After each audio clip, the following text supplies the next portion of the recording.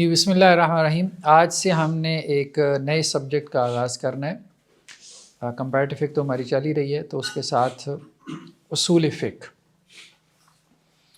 Islamic jurisprudence بعض لوگ کہہ دیتے ہیں، لیکن زیادہ بہتر جو ہے اس کی ٹرانسلیشن ہے پرنسپلز آف اسلامک جورسپروڈنس، یا لیجسلیشن سائنس بھی کہہ دیتے ہیں بعض قانون کے لوگ جو ہیں۔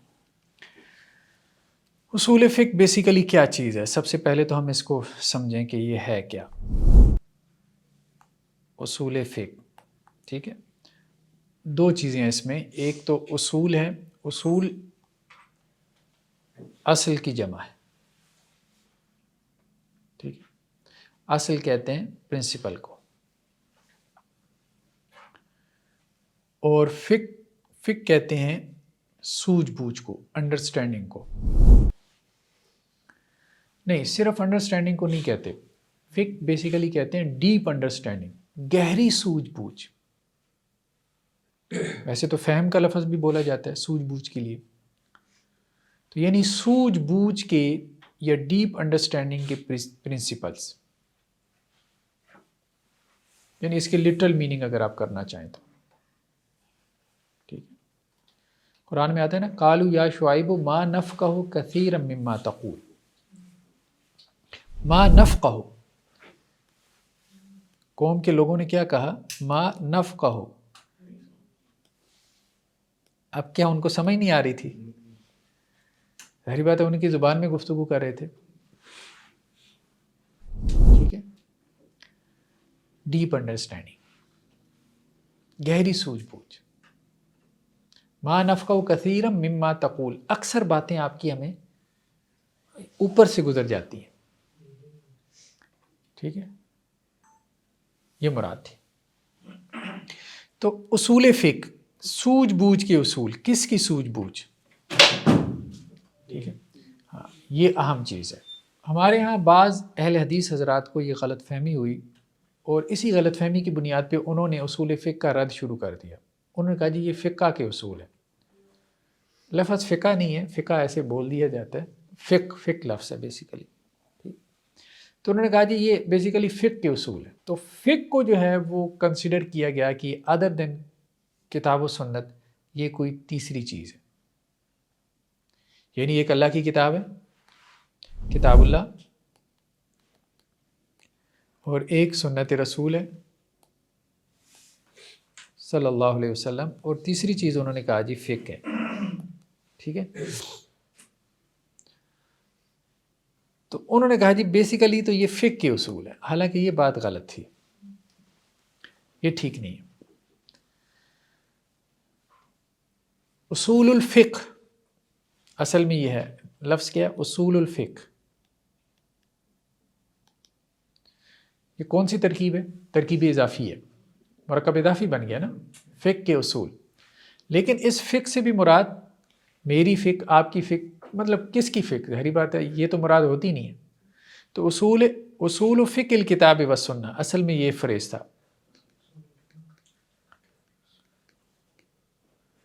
فقہ الکتاب والسنہ، جس کو شارٹ کر دیا گیا اصول الفقہ کے نام سے، یعنی الف لام لگا کے اس کو واضح کر دیا گیا کہ اس سے مراد کیا ہے، خاص ہے، خاص فقہ مراد۔ تو کتاب و سنت کی ڈیپ انڈرسٹینڈنگ کی اصول ہے بیسیکلی، یعنی فقہ بیسیکلی کیا چیز ہے؟ فقہ جو ہے وہ ادر دین کتاب و سنت کوئی تھرڈ سبجیکٹ نہیں ہے، اس بات کو اچھے سے سمجھ لیں۔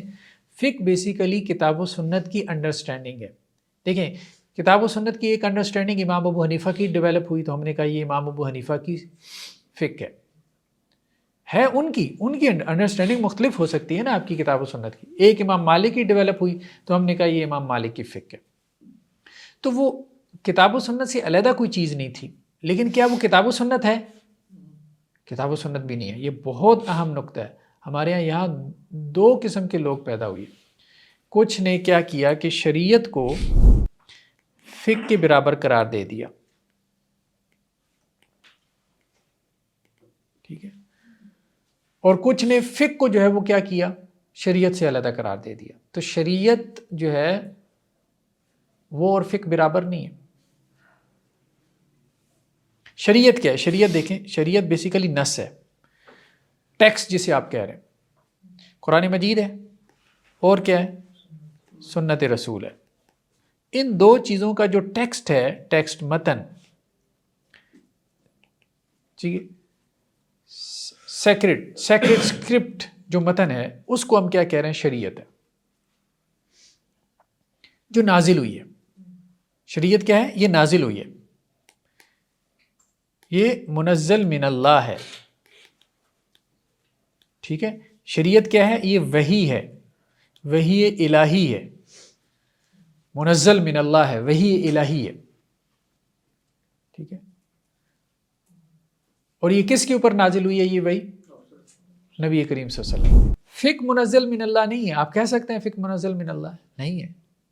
فقہ کو آپ وحی کہہ سکتے ہیں؟ نہیں کہہ سکتے. تو کیسے آپ کہہ سکتے ہیں کہ جی فقہ بیسیکلی شریعت ہے؟ نہیں، فقہ شریعت نہیں ہے.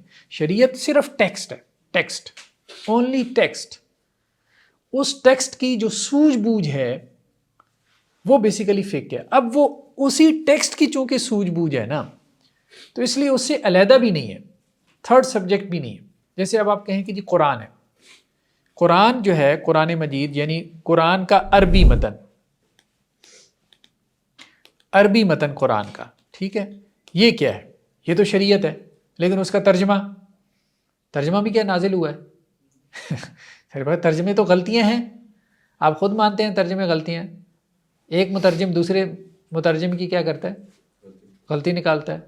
اسی طرح تفسیر جو ہے، تفسیر کیا ہے؟ مثال کے طور پہ ترجمہ ہو گیا، تفسیر ہو گئی، یہ کتاب اللہ کا فہم ہے. یہ کیا ہے؟ یہ کتاب اللہ نہیں ہے، یہ کتاب اللہ کا فہم ہے جو مفسر کو یا مترجم کو حاصل ہوا اور اس نے وہ آگے بیان کر دیا اپنی زبان. لیکن چونکہ یہ کتاب اللہ کا فہم ہے تو اس لحاظ سے اس کی اہمیت ہے. تو فقہ جو ہے از ناٹ ایکول ٹو شریعہ. یہ ایک غلو ہے جو بعض لوگوں میں پیدا ہوا اور انہوں نے فقہ کو شریعت کے قائم مقام جب قرار دیا تو اب شریعت تو دائمی ہے، شریعت کیا ہے؟ دائمی ہے نا، قیامت تک کے لیے. تو انہوں نے فقہ کو بھی دائمی بنا لیا. فقہ دائمی نہیں ہوتی، فقہ عارضی ہوتی ہے. ٹھیک ہے. مفسرین تو ہر دور میں مفسرین نے قرآن مجید کی تفسیریں کی، قیامت تک کرتے رہیں گے علماء، بس اتنی سی بات ہے. ہر دور میں جو ہے وہ احادیث کی شروعات لکھی گئی، قیامت تک شروعات لکھی جاتی رہیں گی. تو جب بھی آپ عمل کریں گے تو عمل تو آپ انڈرسٹینڈنگ پہ کریں گے نا. تو اس لیے فقہ کو کم اہمیت دینا یہ بھی مناسب نہیں ہے.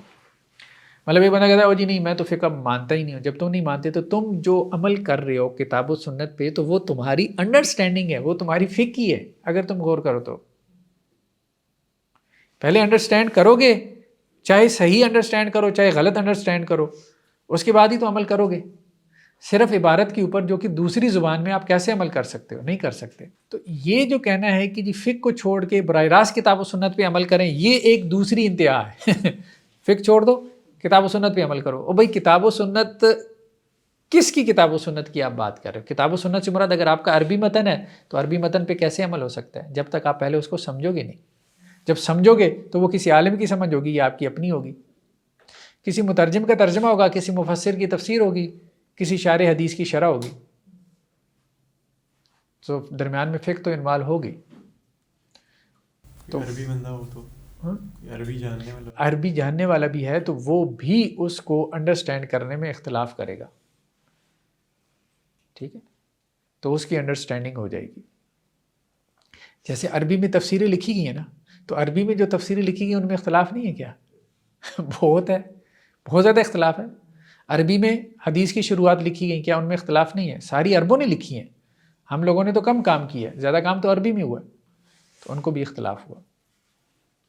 جیسے دیکھیں نا، اگرچہ قرآن مجید تو شاعری نہیں ہے لیکن ہم مثال کے لیے کہہ رہے ہیں، ایک شاعر ہے، ٹھیک ہے، علامہ اقبال علیہ الرحمہ ہے، چلیں ان کی شاعری اچھی ہے، اس کی مثال لے لیتے ہیں.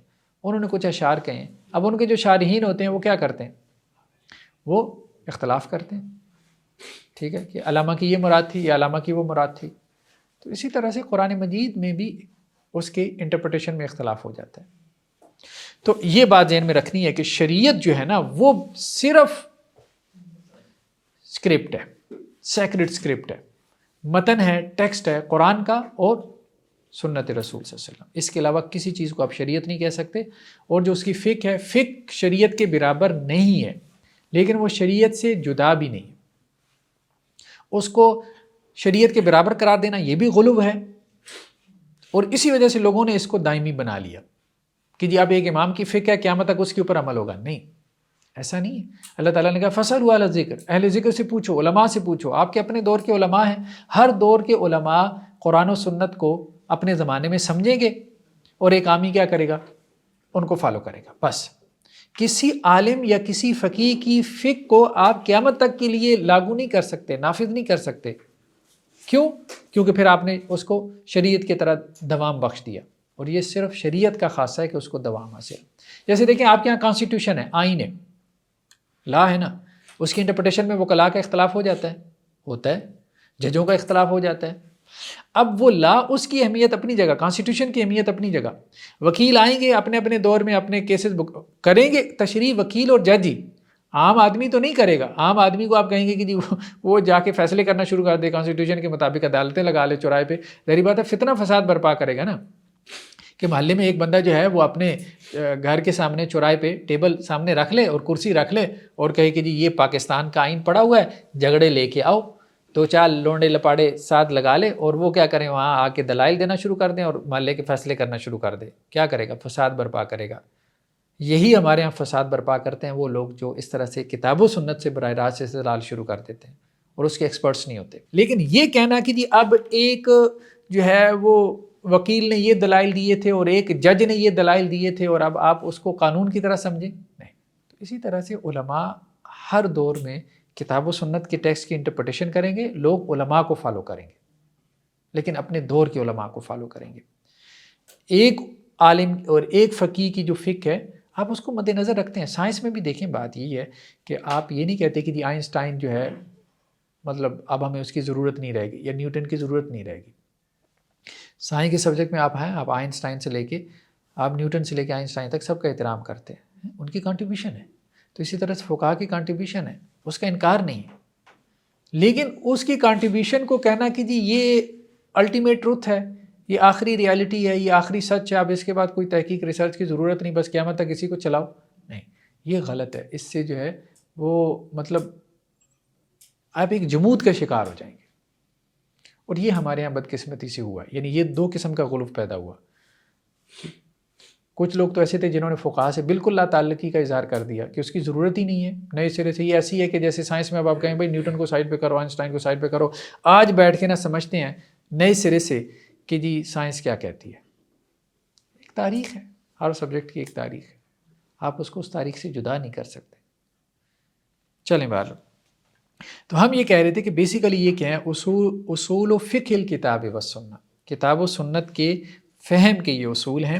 اور کتاب و سنت کے فہم جو ہوتا ہے یہ ایک عالم کا، وہ ہمارے لیے بہت ہی قابل احترام ہے، لیکن وہ ہمارے لیے شریعت کی طرح منزل من اللہ نہیں ہے، وحی الہی نہیں ہے، اور شریعت کی طرح اس کی اتباع جو ہے وہ ہم قیامت تک کے لیے فرض نہیں کر سکتے، لازم لوگوں کے اوپر نہیں کر سکتے. ہاں قرآن نے صرف اتنا کہا ہے کہ ہر دور میں اہل علم کو بس فالو کرو، بس ٹھیک ہے، جو آپ کو اہل علم میسر ہے آپ اس سے پوچھتے رہیں. جی اس میں کچھ پوائنٹس کا کلیئر ہو جانا میرے خیال سے ضروری ہے کہ جیسے مطلب کہ ان کے بغیر ہم آج کے دور کی جو ہے وہ اپلیکیشن نہیں بیان کر سکتے، مطلب کہ چین کا ہونا ضروری ہے، ورنہ تو پھر وہ غامدی صاحب والا نقطہ وہ مطلب کہ ویلڈ ہو جائے گا. وہ بھی تو یہی کہتے ہیں کہ ہر دور میں جو ہے وہ شریعت پہ آپ اس کی مختلف اپلیکیشنز بیان کر سکتے ہیں.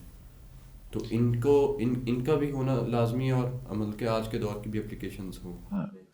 دونوں چیزیں نا. دیکھیں ہر علم کی ایک روایت ہے، ایک ہمارا تراث اسلامی ہے، اسلامک ہیریٹیج ہے، ٹھیک ہے، ہم اس سے لا تعلق نہیں ہو سکتے. ہم یہ نہیں کہہ سکتے جی فقہاء نے اپنے دور میں محنتیں کی، ہمیں آج اس کو اسٹڈی کرنے کی ضرورت نہیں.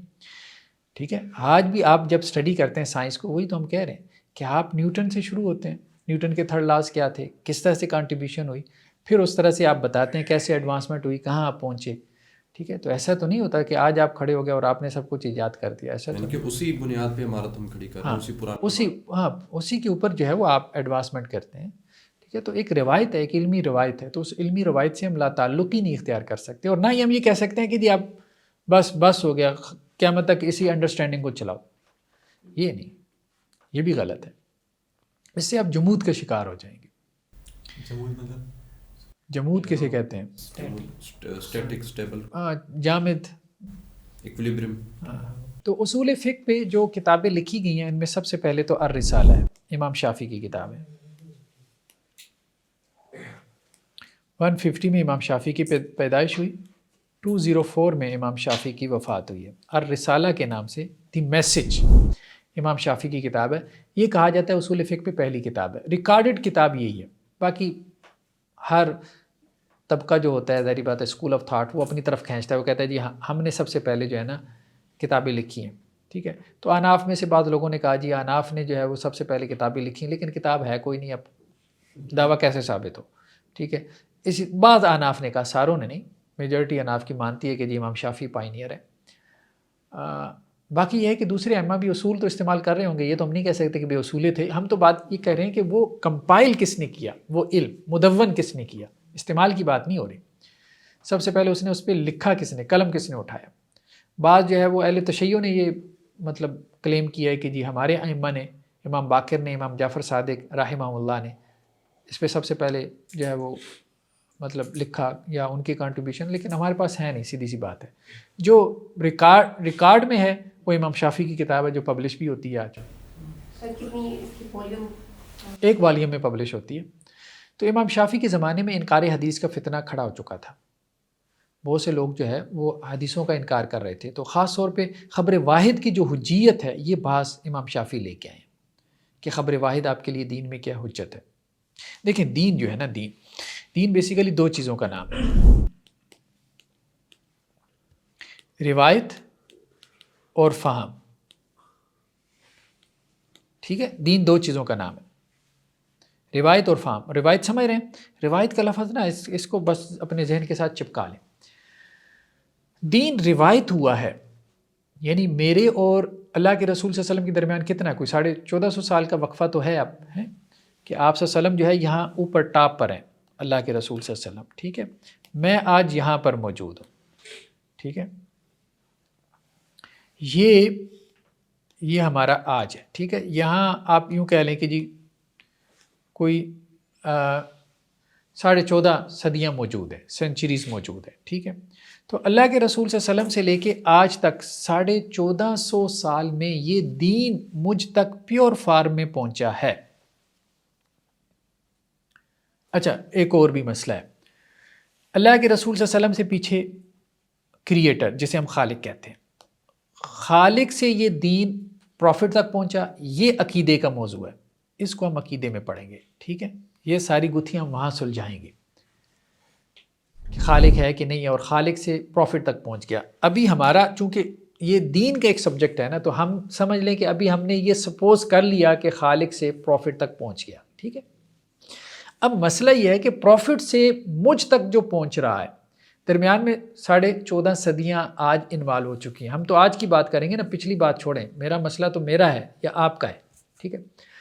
اب یہ درمیان میں اس میں کرپشن نہیں ہوئی، یہ پیور فارم میں مجھ تک پہنچا ہے۔ یہ بیسیکلی روایت کا موضوع ہے، روایت میں ہم یہ پڑھتے ہیں، یہ اسٹڈی کرتے ہیں، اس چیز کو ویلیڈیٹ کرتے ہیں کہ دین سے مراد ہماری شریعت، یعنی وہ جو ٹیکسٹ ہے کتاب و سنت کا، وہ ایز اٹ از مجھ تک پہنچ گیا جیسا کہ رسول اللہ صلی اللہ علیہ وسلم پہ نازل ہوا تھا، ٹھیک ہے۔ تو روایت میں ہم اس ٹیکسٹ کی تحقیق کرتے ہیں۔ یہ تحقیق دو طرح سے ہوتی ہے، ایک تو قرآن کے بارے میں ہوتی ہے، اس کو ہم اصول قراءت میں پڑھتے ہیں، اصول قراءت، ٹھیک ہے۔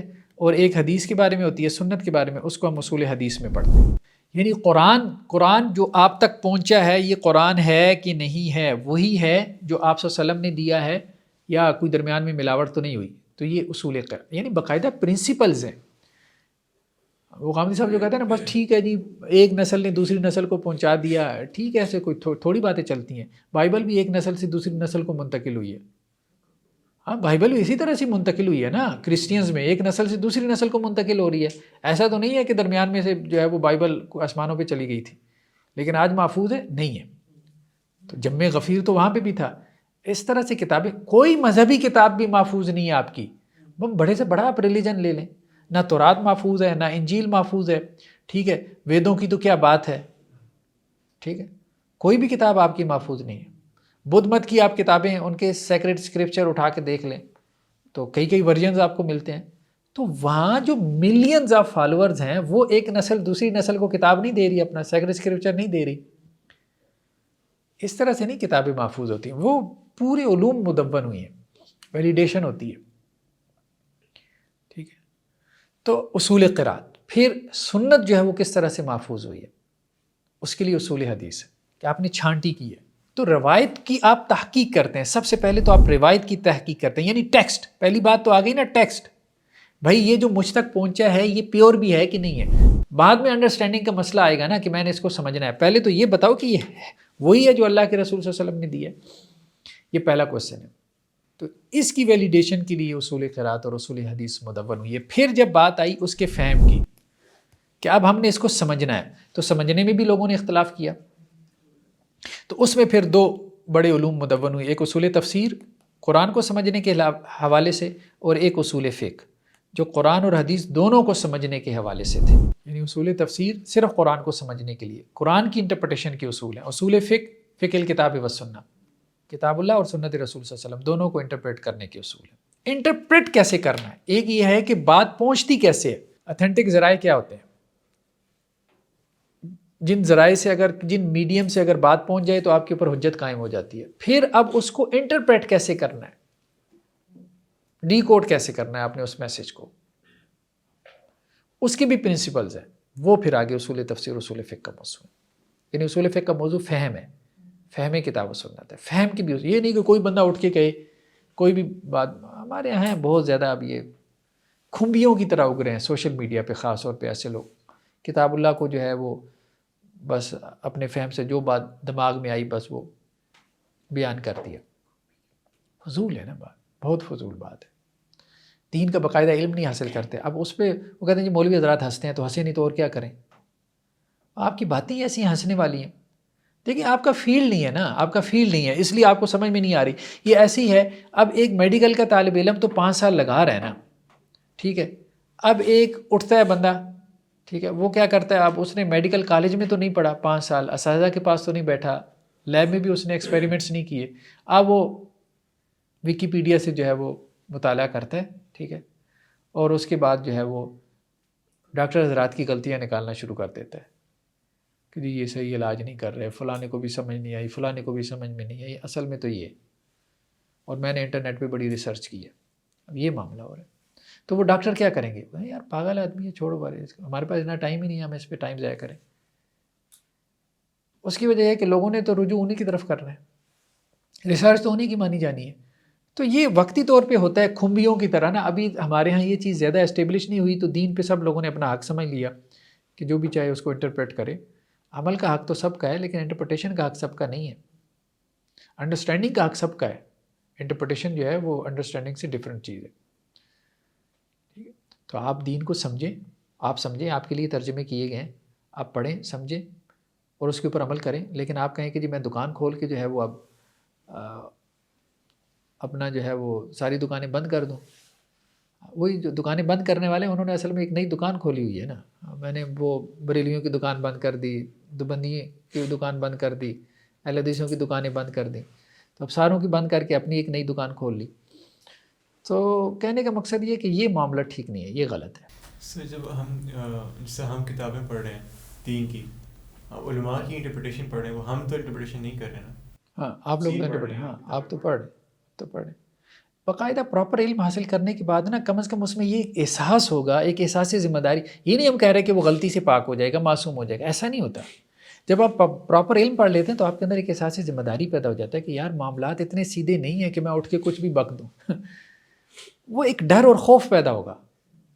تو یہ اس سارے نظام سے گزارنے کا مقصد کوئی معصوم بنانا نہیں ہوتا، وہ احساس پیدا کرنا ہوتا ہے اور وہ واقعتاً پیدا ہو جاتا ہے. اب جو اس پورے نظام سے گزرا ہی نہیں ہے، اسے پتہ ہی نہیں ہے کہ علم کیا ہے، علم کی گہرائی کیا ہے، تو وہ تو پھر جو مرضی کرے گا. پھر ایسے ہی ہمارے یہاں جیسے لوگ کہتے ہیں.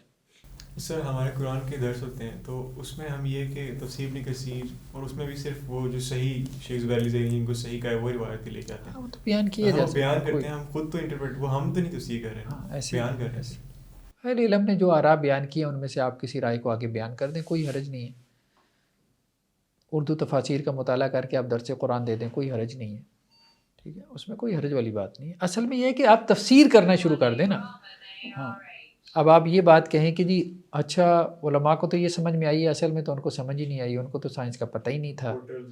ہاں، تو مجھے اصل میں سمجھ میں آئی ہے کہ حضرات ذوالقرنین جو ہے، تو اس قسم کے ہمارے یہاں بہت سے لوگ، مطلب میں تو سخت لفظ استعمال کرتا ہوں، وہ بنتا بھی ہے، اسٹوپڈ ہے، بیوقوف قسم کے لوگ ہیں، یقین مانیں وہ ایک منٹ بھی نہیں بیٹھ سکتے، مطلب کسی عالم کے سامنے بیٹھے تو وہ فٹ بال بنا کے ان کو کھیلے، اس کی وجہ یہ کہ کوئی بنیاد ہی نہیں ہے۔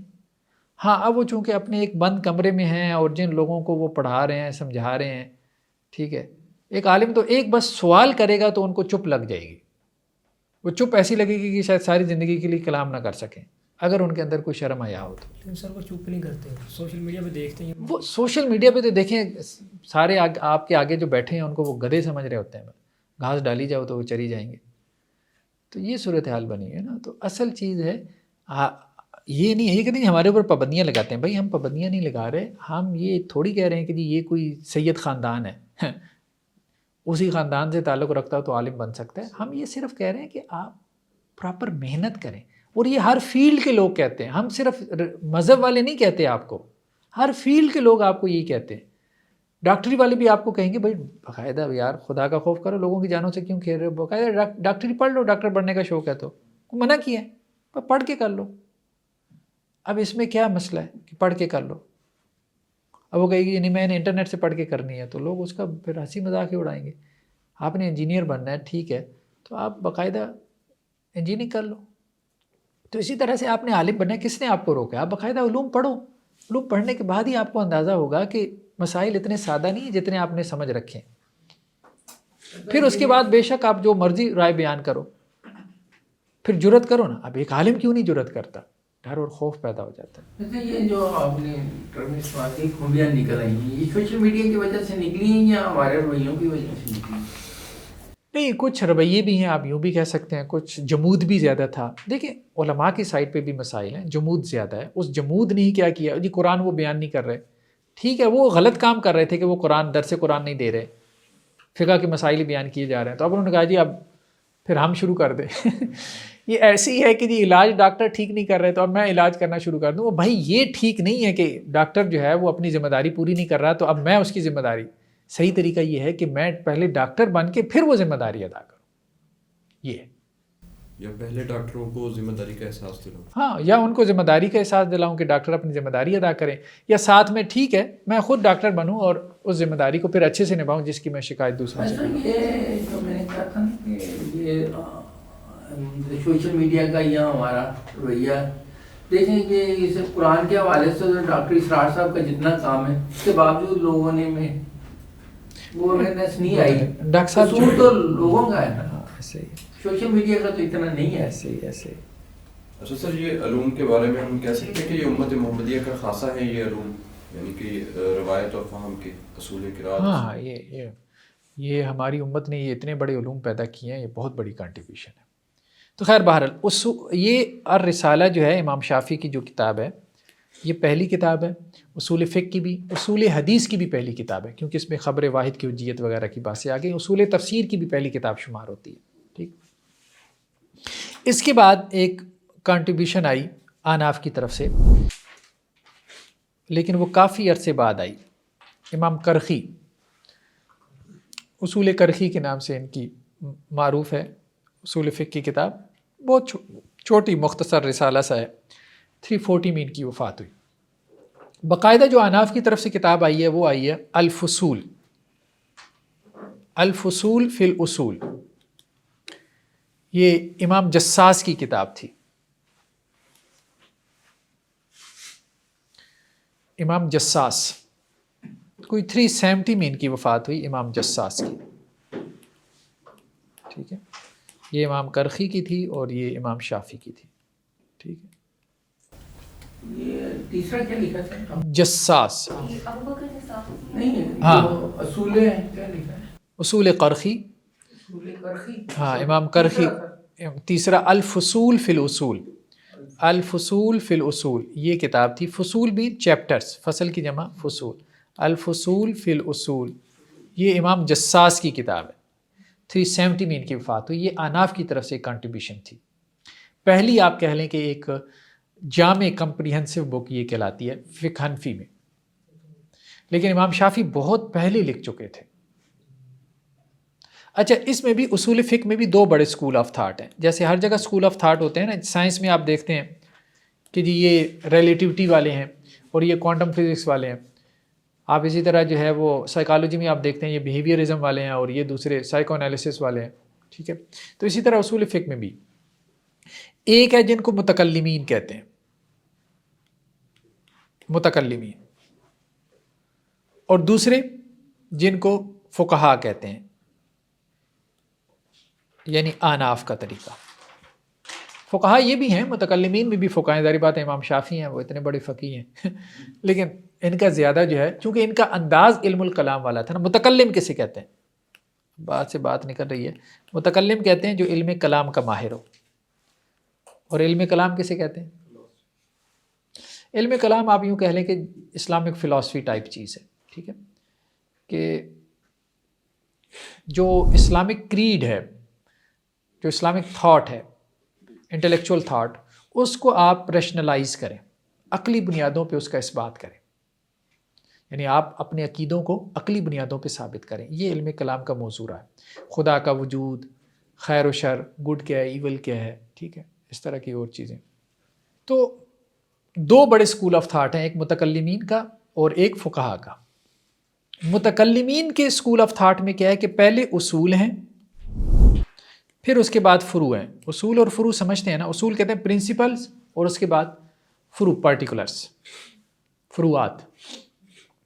متکلمین یہ کہتے ہیں کہ پہلے آپ اصول وضع کریں، پہلے آپ بتائیں کہ آپ کے کیا اصول ہیں، جن اصولوں کے تحت آپ قرآن و سنت سے مسائل اخذ کر رہے ہیں. یعنی پہلے آپ پرنسپلز دیں،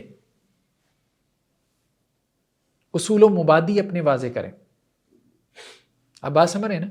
پھر اس کے مطابق آپ اجتہاد کریں کہ آپ کے یہ اصول ہیں اجتہاد کے، پھر آپ اجتہاد کریں، پھر آپ اپنی فقہ دیں.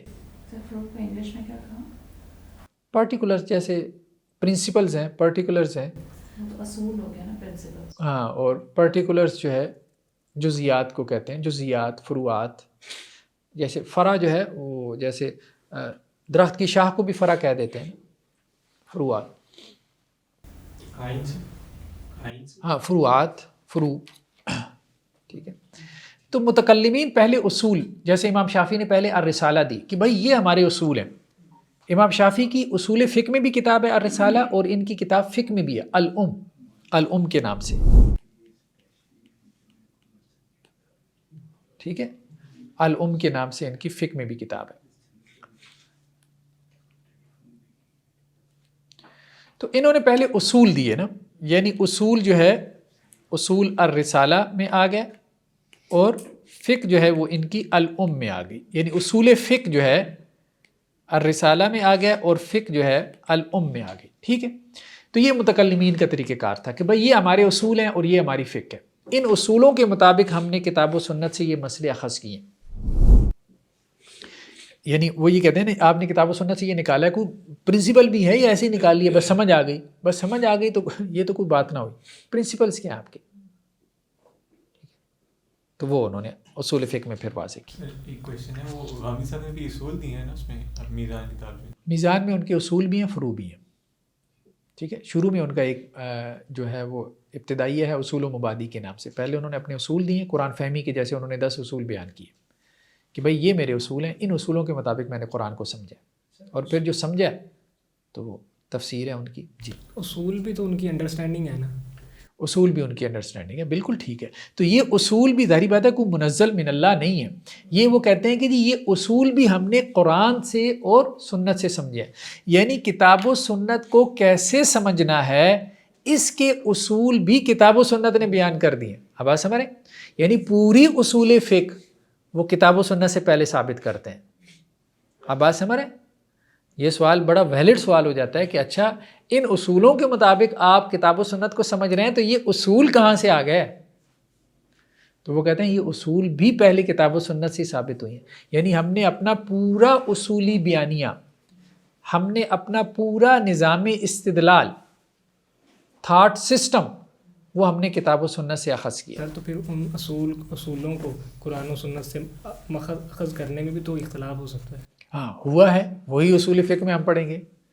اصولوں کو اختلاف کرنے میں بھی اخذ کرنے میں بھی اختلاف ہوا ہے، بالکل ہوا ہے، لیکن ہر جگہ نہیں ہوا. کہیں پہ وہ اصول اتفاقی بھی ہیں. تو سر پھر اس میں تو پھر اصول فقہ کے بھی اصول ہونے چاہیے. وہ بھی اصول فقہ کا ہی موضوع ہیں، پڑھیں گے ہم. ہاں اس کو انہوں نے اصول فقہ کا موضوع بنا دی. دوسرا جو طریقہ تھا فقہا کا، فقہا میں کیا تھا کہ فروع پہلے تھی، فروع سے اصول بنے. فروع پہلے تھی، ٹھیک ہے. جیسے لاجک میں ہے نا، ایک انڈکٹیو اور ایک ڈیڈکٹیو لاجک ہے، ٹھیک ہے. استقرائی منطق ہے اور ایک استخراجی منطق ہے. جس طرح سے عربی بھی ہم سیکھتے ہیں کہ یا پہلے عربی سیکھ کے بعد میں اصول وضع کر لیں، یا اصولوں سے گرامر سے عربی سیکھ. مثال کے طور پہ دیکھیں نا، فروعات سے آپ اصول کی طرف کیسے جاتے ہیں کہ آپ نے ایک بھینس دیکھی، آپ نے کہا کالی ہے، دوسری دیکھی کالی ہے، تیسری دیکھی کالی ہے، 10-12 بھینسیں دیکھی، آپ نے کہا اچھا دنیا میں ساری بھینسیں کالی ہیں، حالانکہ ساری بھینسیں آپ نے نہیں دیکھی. تو فروعات سے آپ نے ایک اصول اخذ کر لیا کہ بھینس کالی ہوتی ہے. یہ اصول غلط بھی ہو سکتا ہے دنیا میں کوئی بھورے رنگ کی بھی ہو سکتی ہے، ٹھیک ہے. لیکن کہنے کا مقصد یہ ہے کہ فروعات سے بھی لوگ کس طرف جاتے ہیں؟ اصول کی طرف جاتے ہیں، ٹھیک ہے. اور بعض اوقات اصول سے کیا ہوتے ہیں؟ فروعات کی طرف جاتے ہیں. یعنی یہ ممکن نہیں ہے کہ وہ پوری دنیا کی بھینسیں پہلے گھوم کے دیکھے. ہاں یہ ممکن نہیں ہوتا، اسی لیے تو وہ دوسری لاجک آئی تھی نا. منطق کی دوسری قسم جو آئی تھی وہ اسی لیے آئی تھی کہ بھائی یہ ممکن ہی نہیں ہے، اس طرح سے استحصاء کرنا یہ ممکن نہیں ہے، پاسبل نہیں ہے. تو آپ اصول سے فروع کی طرف جائیں. سر آج کل ایک اور کہتے ہیں طریقہ جدیدات، یہ 2 تھی نا کیٹیگریز، پہلے تو ایک اور کیٹیگریز. ہاں ایک اور جو ہے وہ طریقہ بنایا گیا ہے ان دونوں کو ملا کے، لیکن بہرحال وہ ان دونوں کے اوپر ہی کھڑا ہے. بنیادی طور پہ یہ 2 ہی ہیں. بعض لوگوں نے دونوں کو مرج کر کے وہ ایک نئی مطلب میتھڈالوجی بنائی، لیکن بہرحال وہ سنتھیسس ہی تھا. فروع اور اصول، فروع سے اصول، اس میں اصل میں فقہائے احناف کا مسئلہ یہ پیش آیا کہ امام ابو حنیفہ نے کوئی کتاب نہیں لکھی. ایک کتاب ان کی طرف منسوب ہے، فقہ اکبر، الفقہ الاکبر، ٹھیک ہے. لیکن یہ عقیدے کی کتاب ہے. پرانے زمانے میں کیا ہوتا تھا کہ فقہ 2 قسم کی تھی، فقہ اکبر اور فقہ اصغر. فقہ اکبر عقیدے کو کہتے تھے اور فقہ اصغر کہتے تھے فقہ کو، جسے آج ہم فقہ کہتے ہیں. سمجھ رہے ہیں آپ بات؟ ٹھیک ہے. تو امام ابو حنیفہ کی طرف ایک ہی کتاب منسوب ہے، چھوٹی سی کتاب ہے، چند ایک صفحات ہیں، فقہ اکبر. اس میں بھی اختلاف ہے لیکن غالب رائے یہی ہے کہ انہی کی کتاب ہے، کیونکہ بڑے احناف نے اس کی شروعات لکھی ہیں، جیسے ملا علی قاری نے اور بڑے علماء نے. تو فقہ اکبر جو ہے یہ عقیدے میں امام ابو حنیفہ کی کتاب ہے، اور عقیدے میں امام ابو حنیفہ پائنیئر ہے. سلفی مدارس میں آپ مطلب حیران ہوں گے کہ عقیدے میں امام ابو حنیفہ رحمہ اللہ کی کتابیں پڑھائی جاتی ہیں، بہت زیادہ کوٹ کیا جاتا ہے اور ان کو عقیدے کا امام کے طور پہ پیش کیا جاتا ہے. اچھا احناف عقیدے میں امام ابو حنیفہ کو فالو نہیں کرتے، وہ کہتے ہیں عقیدے میں تقلید حرام ہے. فقہ میں امام ابو حنیفہ کی تقلید پہ وہ بہت زور دیتے ہیں، اور یہ سلفی حضرات کہتے ہیں کہ جی عقیدے میں امام ابو حنیفہ کی تقلید کرو، کیونکہ عقیدے میں پیچھے جانا چاہیے نا. جتنا آپ پیچھے جائیں گے سلف کی طرف جائیں گے تو آپ کو پیور عقیدہ ملے گا. عمل تو چونکہ حالات بدلتے ہیں تو فقہ اور فتویٰ بدل جاتا ہے حالات کے اعتبار سے، تو عمل میں تقلید نہیں ہے، فقہی مسائل میں نہیں ہے. تو یہ جو ایک ویسے چیز عام ہو گئی کہ جیسے اہل حدیثوں کو کچھ زیادہ چڑ ہوتی ہے امام ابو حنیفہ سے، تو ایسا نہیں ہے. اہل حدیث کے بڑے علماء امام ابو حنیفہ کی بہت جو ہے وہ عزت اور احترام اور رسپیکٹ کرتے ہیں. ہاں بس صرف فرق یہ ہے کہ امام ابو حنیفہ کے حوالے سے 2 گروپ ہو گئے نا. ایک وہ جنہوں نے عقیدے میں ان کی تقلید کی تو یہ اہل حدیث کہلائے یا سلفی کہلائے، سلفی یا اہل حدیث. وہ کہتے ہیں ہم تقلید کر رہے ہیں. ہاں بالکل، امام ابو حنیفہ کو بہت زیادہ کوٹ کرتے ہیں. سلفی مدارس میں سب پاکستان کا ہر اہل حدیث کا مدرسہ، اس میں جو کتاب پڑھائی جاتی ہے اپنا عقیدے کی آخری کتاب وہ شرح عقیدہ طحاویہ ہے. عوامی سطح پہ نہیں یہ بات کرتے اہل حدیث، جو آپ بلکہ ان کے جو وفاق المدارس ہے، وفاق المدارس سلفیہ، اس کی نصاب کی کتاب ہے. آپ کو کسی سلفی مدرسے میں ڈگری نہیں ملتی جب تک آپ شرح عقیدہ طحاویہ نہ پڑھ لیں. شرح عقیدہ طحاویہ، یہ امام طحاوی خود حنفی تھے، امام طحاوی بھی حنفی تھے. ان کے عقیدے کی شرح ہے جو ایک حنفی عالم نے لکھی ہے، ابن ابی العز الحنفی. ٹھیک ہے، تو یہ ایک حنفی عالم کی کتاب اور حنفی عالم کی شرح عقیدے کی انتہائی کتاب کے طور پر پڑھائی جاتی ہے. سلفی مذہب پوری عرب ورلڈ میں یہ ہے، مدینہ یونیورسٹی کے نصاب کی کتاب ہے. سر عقیدے کی صحیح ڈیفینیشن کیا ہے؟ عقیدے میں پڑھیں گے. عقیدہ اس میں سلفی اور اہل حدیث امام ابو حنیفہ کو فالو کرتے ہیں اور فقہ میں احناف فالو کرتے ہیں. تو یہ اختلاف ہو گیا. احناف عقیدے میں ان کو فالو نہیں کرتے، وہ ماتوریدی عقیدے میں نکل گیا. احناف میجورٹی جو ہے وہ ماتوریدی عقیدے کی. ابو منصور ماتوریدی 333 میں ان کی وفات ہوئی. ابو منصور ماتوریدی، یہ عقیدہ عام طور پہ احناف اس کو فالو کرتے ہیں 333 میں. لیکن جو متقدمین احناف تھے جیسے طحاوی وغیرہ، تو وہ امام ابو حنیفہ کے عقیدے پر ہی تھے. تو اس لیے قاضی ابو یوسف، امام محمد وغیرہ یہ ایک سیٹ تھا. لیکن بعد میں جو ہے نا یہ ڈویژن پیدا ہو گئی. عقیدہ ایک طرف سے لے لیتے تھے، فقہ دوسری طرف سے لے لیتے تھے. یعنی ایسا نہیں تھا کہ ایک ہی امام سے عقیدہ اور فقہ لے لیا، ایسا نہیں ہوا. اب یہ دیکھیں صاحب کشاف ہے، زمخشری ہے. زمخشری جو ہے، زمخشری بہت معروف ہے، بہت بڑا عالم ہے معتزلہ کا. معتزلہ کا بہت بڑا عالم ہے اور اس کی تفسیر جو ہے وہ بلاغت میں بہت پائی کی تفسیر ہے. علامہ زمخشری بڑے علماء میں سے ہیں، لیکن اہل سنت کے بہت خلاف ہے، بہت زیادہ. اچھا یہ فقہ میں حنفی ہے، فقہ میں حنفی. تو یہ ہوتا تھا کہ عقیدے میں ماتریدی، عقیدے میں اشعری، اور بعض اوقات عقیدے میں سلفی بھی ہوتے ہیں جو فقہ میں حنفی ہوتے ہیں. عقیدے میں سلفی ہیں، فقہ میں حنفی ہیں، جیسے امام طحاوی. ہاں ابن ابی العز الحنفی جو ہیں یہ بھی عقیدے میں سلفی ہیں.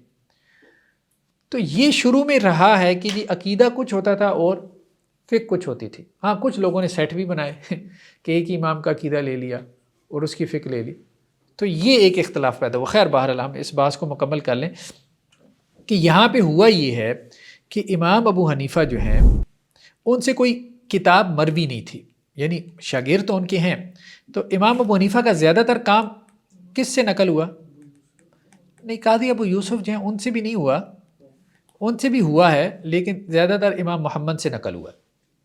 امام محمد کی 6 کتابیں بڑی معروف ہوئیں جنہیں اصول کی کتابیں کہتے ہیں احناف میں. ٹھیک ہے، تو امام محمد اگرچہ چھوٹے تھے، کوئی 14-15 سال کی عمر تھی جب یہ مطلب انہوں نے امام صاحب سے استفادہ کیا، مطلب بہت چھوٹی عمر میں. یعنی امام صاحب کی آپ کہہ لیں کہ جی رحلت کے وقت ان کی عمر کوئی 14-15 سال تھی. جب امام صاحب دنیا سے گئے تو اس وقت امام محمد کی عمر کوئی 14-15 سال تھی. تو بہت کم عرصہ انہوں نے امام ابو حنیفہ کی شاگردی میں گزارا ہے. زیادہ امام محمد نے سیکھا ہے قاضی ابو یوسف سے. تو امام ابو حنیفہ کے اصل شاگرد قاضی ابو یوسف ہیں. سر یہ بھی سننے میں آیا کہ قاضی ابو یوسف کا جو ہے نا وہ میرے خیال میں 33% یا 40% کے قریب اختلاف تھا. دونوں ائمہ کا کہا جاتا ہے کہ 70% میں اختلاف ہے. قاضی ابو یوسف اور امام محمد کا امام ابو حنیفہ سے 70% میں اختلاف ہے. فقہ حنفی کیوں کہا جاتا ہے؟ اصول وہی ہیں جو امام ابو حنیفہ کے ہیں. اصول میں فرق نہیں ہے. ہاں، تو یہ اس وجہ سے. تو اب انہوں نے کہا کہ جی اصل میں ایک فقہ کی طرف نسبت کی وجہ اصول سیم ہونا ہے. جب اصولوں میں اختلاف ہو جائے تو پھر فقہ مختلف ہو جاتی ہے. مطلب یہ ایک پوائنٹ آف ویو ہے، ضروری نہیں کہ صرف یہی ہو. تو ہم یہ بات کر رہے تھے کہ امام ابو حنیفہ کی آراء جو ہیں، کہا جاتا ہے کہ 70-80 ہزار مسائل ٹاپکس کے اوپر امام ابو حنیفہ نے فتاویٰ دیے. ٹھیک ہے، مسائل تو بہت زیادہ تھے لیکن ٹاپکس کوئی تقریباً 70-80 ہزار تھے. اب وہ جو مدون ہوئے ہیں، کچھ تو قاضی ابو یوسف نے کیے، زیادہ تر امام محمد نے کیے.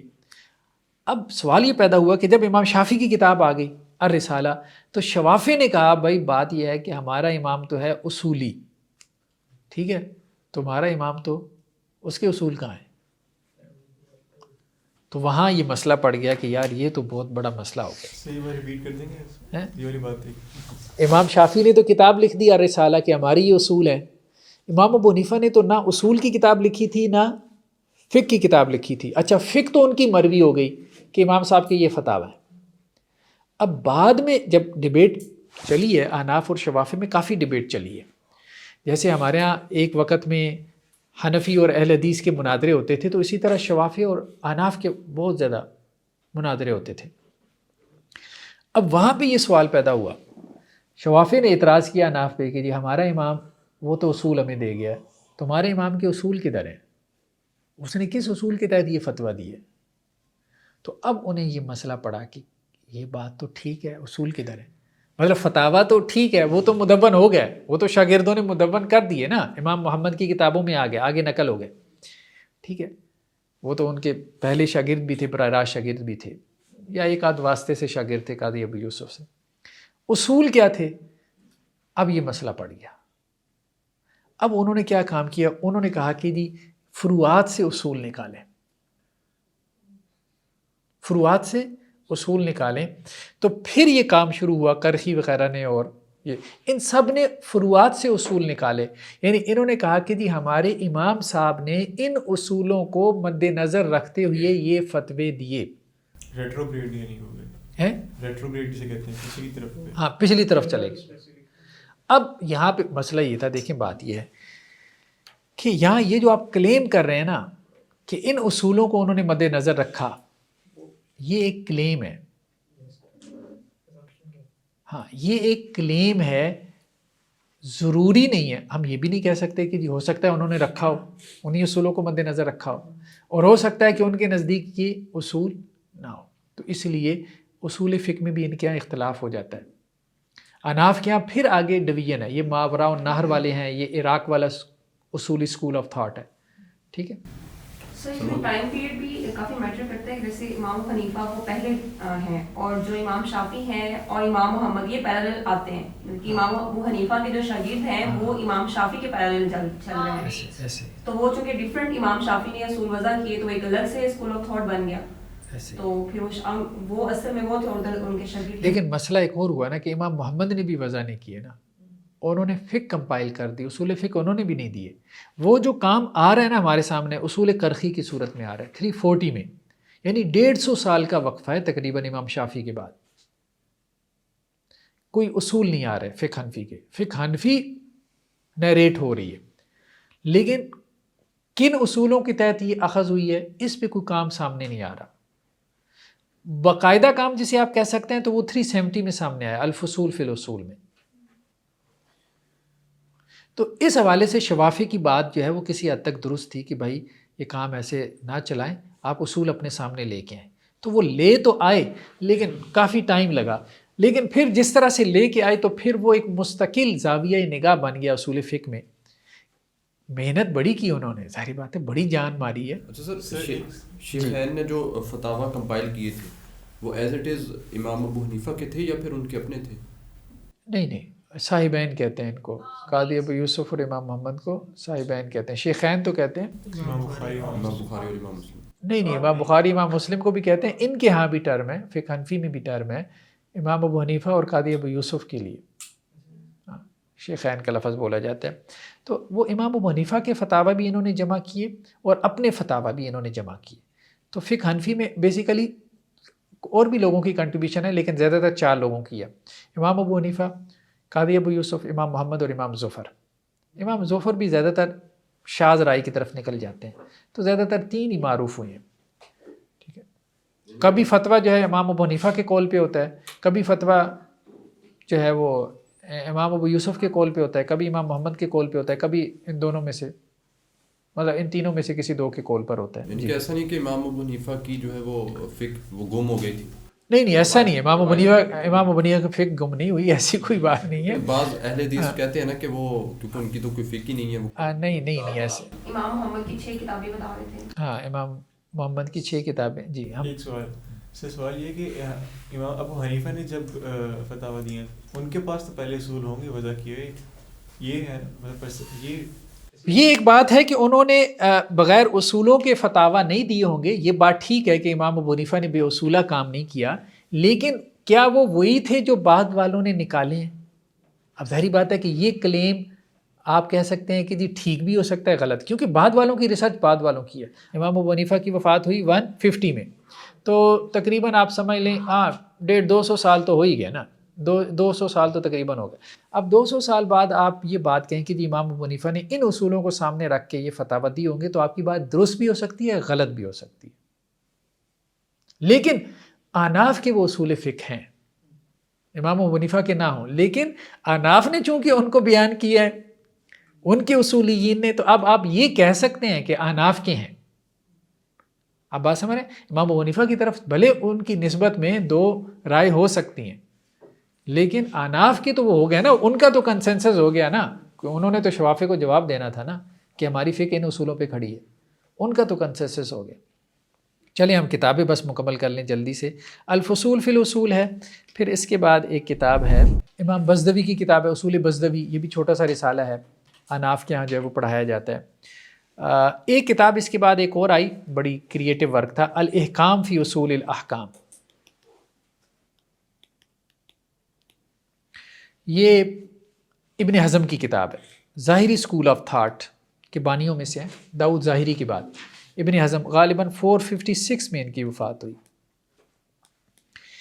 الاحکام، احکام کا مطلب پختگی، باب فعال سے ہے نا، مصدر ہے. فی اصول الاحکام، حکم کی جمع احکام. احکام میں احکام کے کیا اصول ہیں، احکام شرعیہ، ان کو اخذ کرنے کے کیا اصول ہیں، ان میں آپ کو پختہ کرنا چاہتا ہوں.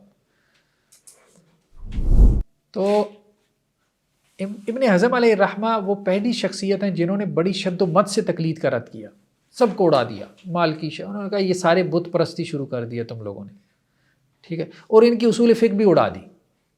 یہ سارے فقہا کی اصول فقہ نا قیاس کے پرنسپل کے اوپر چل رہی تھی نا، ایک بڑا حصہ اس کا، تو انہوں نے اصول فقہ بھی اڑا دی. انہوں نے کہا دوڑ جاؤ، سب سے پہلے قیاس شیطان نے کیا، ابلیس نے کیا تھا، ٹھیک ہے. تو مطلب اس نے کہا تھا نا کہ آپ نے آدم کو مٹی سے پیدا کیا اور مجھے جو ہے وہ، انہوں نے کہا سب سے پہلے ابلیس نے کیا تو یہ کام تو تم نے وہ والا شروع کر دیا. اب انہوں نے پھر اپنی اصول فقہ دی. ظاہری بات انجینئر تھے یعنی نہیں ایسے نہ کہیں، اپنے دور کے انجینئر علی مرزا تھے، بڑے عالم تھے، بہت بڑے عالم بڑے تھے نا، عالم بڑے تھے، ٹھیک ہے. ہاں آپ یوں کہہ لیں کہ رد کرنے میں انجینئر والا ہی اسلوب تھا ان کا، کیونکہ ایک جگہ لکھتے ہیں کہ دنیا میں بیوقوفوں کی اتنی قسمیں جتنی کھجور کی ہیں. اب یہ وہی بندہ سمجھ سکتا ہے جو کھجور کی قسمیں جانتا. اچھا ایسا بھی کہہ جاتے ہیں، صدق رسول اللہ کذب ابو حنیفہ، اللہ کے رسول سچے ہیں، ابو حنیفہ جھوٹے ہیں. نہیں، یہ نہیں کہنا چاہیے. اب وہ ان کا فتویٰ بیان کرتے ہیں، اس کے بعد کہتے ہیں یہ حدیث ہے، ٹھیک ہے. اب ابو حنیفہ نے تو جھوٹ بولا ہے، اللہ کے رسول نے سچ بولا. اب جن اہل حدیث حضرات نے ان کو پڑھا تو ان میں شدت آ گئی نا پھر. لیکن عالم بڑے ہیں، اتنے بڑے عالم ہیں کہ انور شاہ کشمیری علیہ رحمہ، یہ جو دیوبند کے بڑے علماء میں سے ہیں، بڑے ان کے آپ کہہ لیں عصر حاضر کے محدثین میں سے ہیں، وہ یہ کہتے ہیں کہ جس لائبریری میں ان کی کتاب المحلہ نہ ہو وہ لائبریری نامکمل ہے. ابن حزم کی کتاب ہے، فقہ پہ ان کی کتاب ہے، کمپیریٹیو فقہ پہ المحلہ. ایک تو ان کی اصول فقہ پہ کتاب ہے نا، ایک کمپیریٹیو فقہ پہ المحلہ، ٹھیک ہے. سر یہ کیسے ہوتا ہے کہ کوئی عالم سب کی تردید کرنے کے باوجود چلتا ہے اور ایکسیپٹیڈ ہے ابھی بھی؟ اس کی وجہ یہ ہے کہ زور کلام ہے نا، زور کلام ہے، محنت ہے.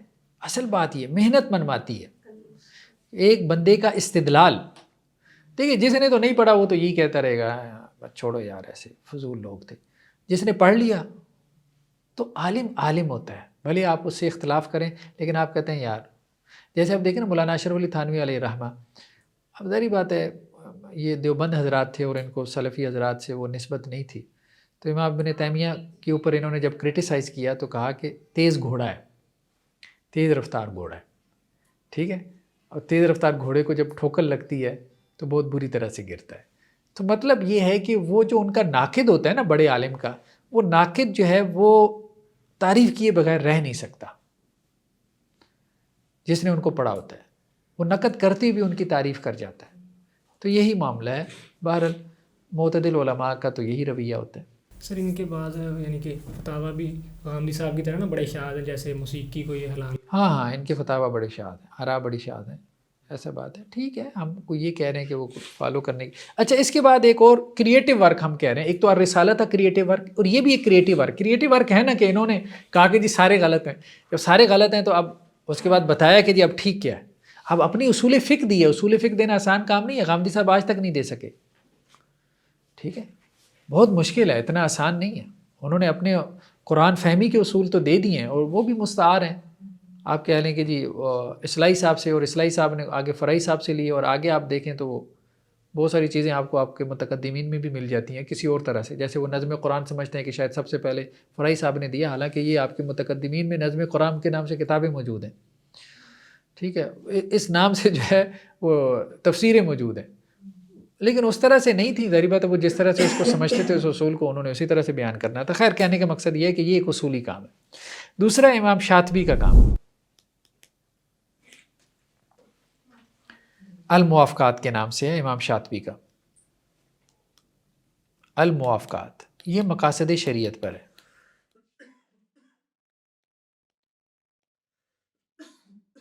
یہ غالباً کوئی میرے خیال میں 690 میں ہے، شاید 690 میں یا 70 میں، مجھے اب یاد نہیں آ رہا. اس کو دیکھ لیجیے گا. سر یہ والی بک کہتے ہیں کہ یہ ہر بار پڑھنے کے کام. ہاں، امام شاطبی نے بالکل پرسپیکٹیو آپ کا چینج کر دیا. یہ بہت کریٹیو ورک تھا. اصول فقہ میں کریٹیو ورک کم لوگوں نے کیا، زیادہ تر وہی ہوتا ہے ایک چل سو چل کام، لوگ اسی میتھڈالوجی کو فالو کرتے رہتے ہیں. جیسے آپ کہا جاتا ہے نا سائنسز میں کہ آئنسٹائن نے آ کے ایک اور ڈائمینشن دے دی. آپ سمجھ رہے تھے کہ 3 ڈائمینشنز ہیں، اس نے آ کے کہا کہ جی ٹائم چوتھی ڈائمینشن ہے. چیزوں کو دیکھنے کے آپ کے بالکل پرسپیکٹیو بدل گیا.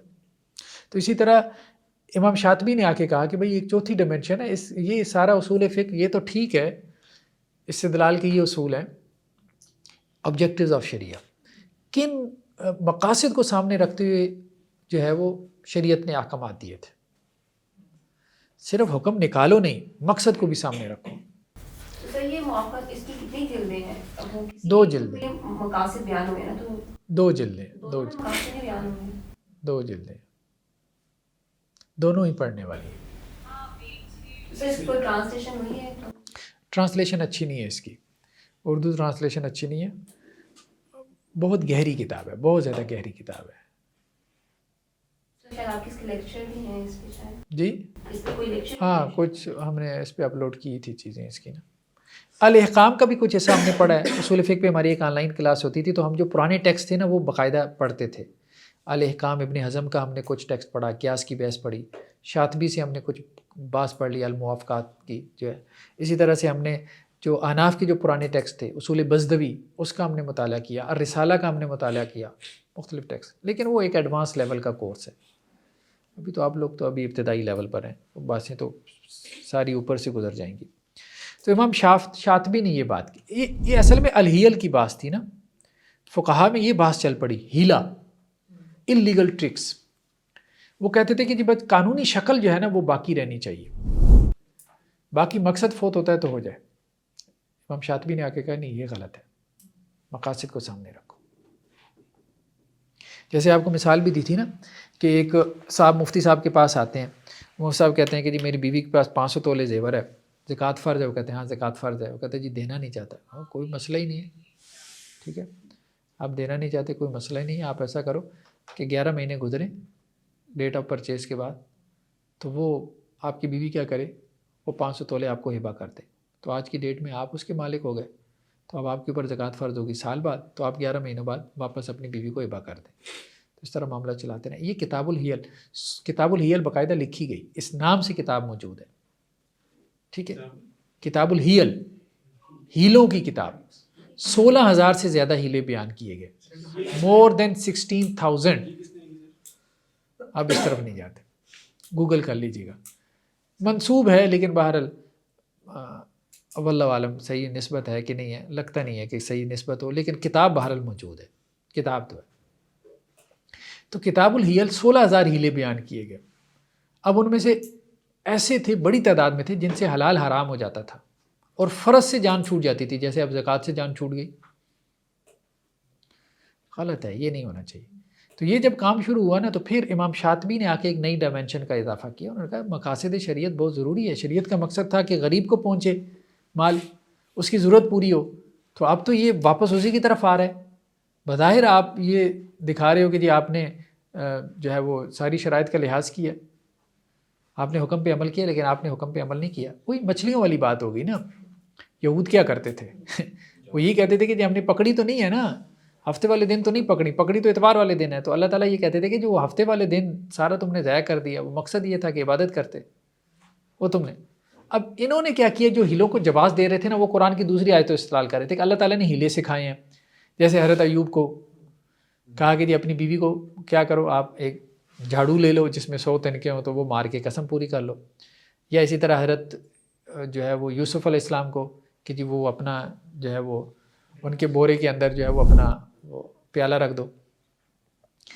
ان چیزوں پہ اگر آپ غور کریں گے نا تو وہاں یہ محسوس ہوگا کہ ایک یہ ہے کہ کوئی بندہ نا کسی مشکل میں ہے تو اس مشکل سے نکالنے کے لیے اس کو کوئی چیز تجویز کرنا وہ اور بات ہے، اور ایک ہے حلال کو حرام بنانا یا حرام کو حلال بنانا یا فرض کو ساقط کرنا. ایسا کوئی ہیلا آپ کو جواز نہیں ملے گا. جب کوئی بندہ اوور برڈن ہو جاتا تھا، ٹھیک ہے، اب اس کو اس سے نکالنے کے لیے، جیسے ایک بندہ آپ صلی اللہ علیہ وسلم کے پاس آیا، لایا گیا اور اس نے بدکاری کی تھی، اب اس کے اوپر حد جاری کرنی تھی، اس کی حالت بہت خراب تھی، یعنی مطلب اس کو تو ایک کوڑا مارا جاتا تو اس نے مر جانا تھا. تو اللہ کے وسلم نے کہا کہ اب اس کو تو حیا نہیں آئی، تو اب ہمیں جو ہے نا اس کے ساتھ زیادتی نہیں کرنی. تو صحابہ کو کہا کہ ایسا کرو کہ ایک بڑی چھڑی لے لو جس کی 100 کے قریب شاخیں ہوں، وہ اس کو مار دو. تو اس کے اوپر اس طرح سے حد قائم کی گئی. اصل مقصد اس کو آر دلانا تھا، ٹھیک ہے، تعذیب تو مقصد نہیں تھا. یہ جنرل رول نہیں لیکن ہم بنا لیں گے. صحیح موافقات کو پڑھنے کی کیا صورت ہو سکتی ہے، کیسے اس سے استفادہ کریں؟ اپنی عربی بس بہتر کریں، بس فی الحال تو یہی صورتحال ہے. اچھا، الاحکام کے نام سے ایک کتاب علامہ آمدی کی بھی ہے. علامہ آمدی غالباً یہ 670 میں ان کی ہے وفات. علامہ آمدی یہ شافعی المسلک ہیں. یہ جدلی کتاب ہے، یہ زیادہ تر جدلی کتاب ہے. جدلی مین یہ متکلمین اور فقہا دونوں کی جو ہے وہ اصول فقہ بیان کرتے ہیں اور پھر ترجیح اپنی اصول فقہ کو دیتے ہیں. اچھا، ایک اور جدلی کتاب لکھی گئی اعلام الموقعین کے نام سے. یہ امام ابن قیم کی کتاب ہے، اس کا ترجمہ ہو چکا ہے. 651 میں ان کی وفات ہوئی. ابن قیم الجوزیہ، حنبلی اسکول آف تھاٹ سے ان کا تعلق تھا. اعلام الموقعین ان رب العالمین. کبھی آپ ناموں پہ بھی غور کیا کریں. ہاں، موقعین کہتے ہیں دستخط کرنے والے. دستخط کرنے والوں کو میں خبردار کر رہا ہوں جو رب العالمین کی طرف سے دستخط کر کے دے رہے ہیں. یعنی مفتی وہ جو مہر لگا رہے ہیں نا، اللہ کی طرف سے اسٹیمپ لگا رہے ہو، ذرا ڈرتے ہوئے لگاؤ. یہ کہہ رہے ہو یہ اللہ کا حکم ہے، اتنی آسانی سے اسٹیمپ نہ لگاؤ. تو ان کو تنبیہ کرنے کے لیے، مفتیوں کو تنبیہ کرنے کے لیے انہوں نے یہ کتاب لکھی.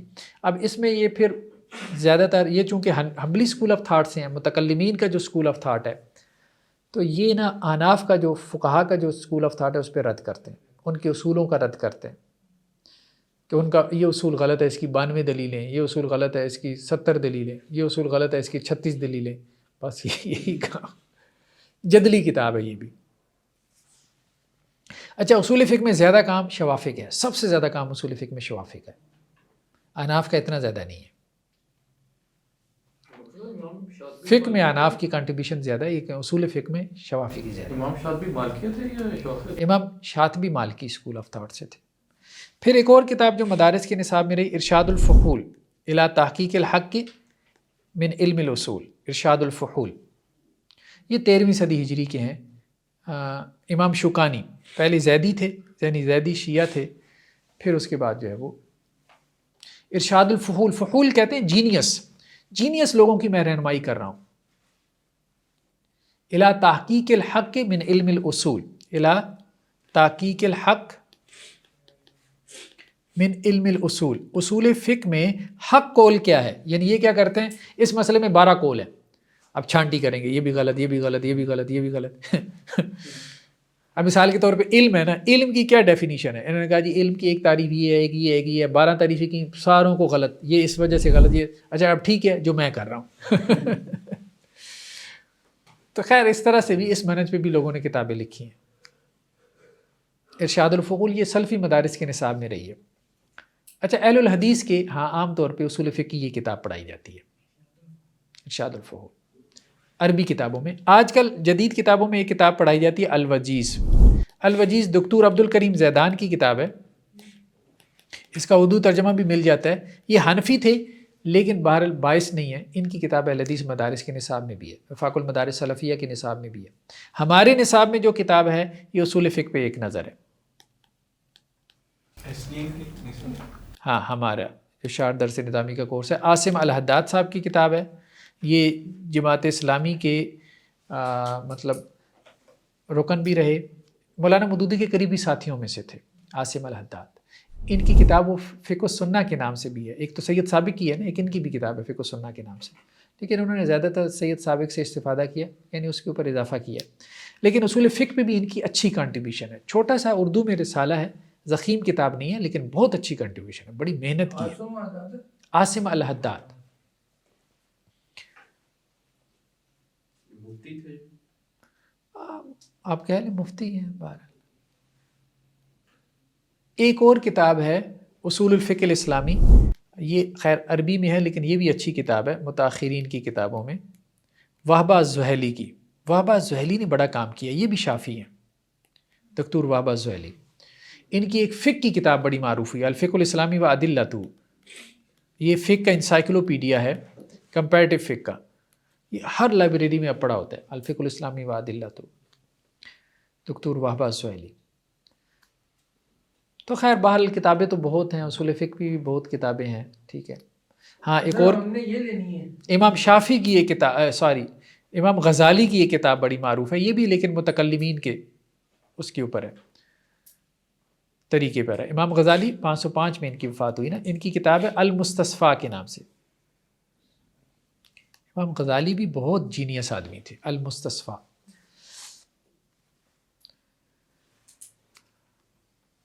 تو شوافی کی کتابیں زیادہ معروف ہوئیں.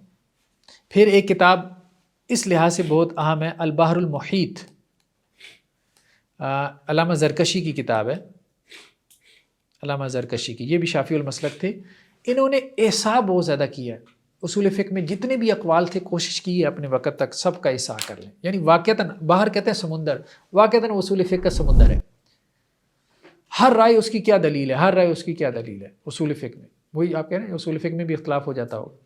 کتابیں تو خیر بہت زیادہ ہیں, تو میرے خیال میں اتنا ہی کافی ہے آج کے لیے. سبحانک اللہم و بحمدک نشہد ان لا الہ الا انت نستغفرک.